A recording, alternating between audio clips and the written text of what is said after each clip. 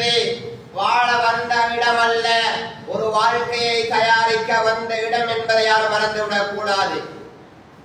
எல்லோரையும், அது சின்னவராக இருந்தாலும் சரி, பெரியவராக இருந்தாலும் சரி, வயோதிபராக இருந்தாலும் சரி, வாலிபராக இருந்தாலும் சரி, பெண்மணியாக இருந்தாலும் சரி, யாராக இருந்தாலும் ஒவ்வொருத்தரும் கபரை சந்திச்சேயாக வேண்டும்.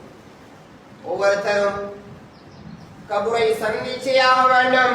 அல்லாஹ் சொல்கிறான், அல்ஹாகுமுத் தகாசுர ஹத்தா ஸுர்துமுல் மகாபிர்.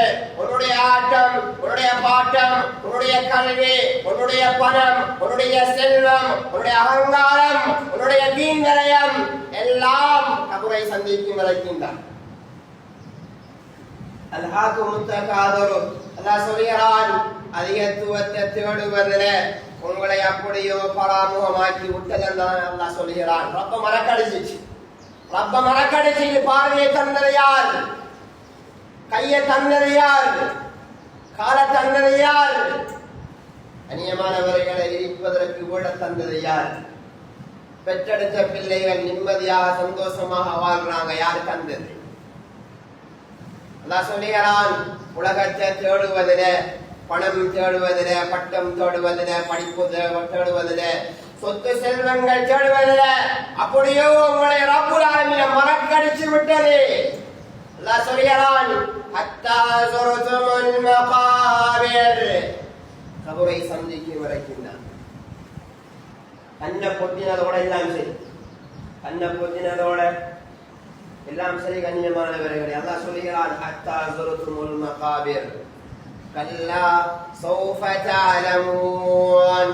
அங்க வா வழங்கு, அங்க வா வழங்கும் என்று அல்லாஹ் சொல்றான். அங்க வழங்கி என்ன பிரயோஜனம்? அங்க கண்ணை பொத்தி கபூர்ல வச்ச உடனே இதான் இஸ்லாம், இதான் ஈமான், நல்ல அமல்கள் செய்தால்தான் இங்க நிம்மதியாக வாழலாம், சந்தோஷமாக வாழலாம் என்று அங்க வழங்கி என்ன பிரயோஜனம்? உலகத்துடைய வாழ்க்கையை முடிச்சிட்டார். உலகத்துடைய வாழ்க்கை வேற, சக்கராத்துடைய வாழ்க்கை வேற, கபருடைய வாழ்க்கை வேற, மஹ்ஷருடைய வாழ்க்கை வேற, சிராத்துடைய வாழ்க்கை வேற, சொர்க்கத்துடைய வாழ்க்கை வேற, நரகத்துடைய வாழ்க்கை வேற. கண்ணியமானவர்கள், எல்லாம் சரி, எல்லாம் ரப்ப மறந்து வாழ்றோம்.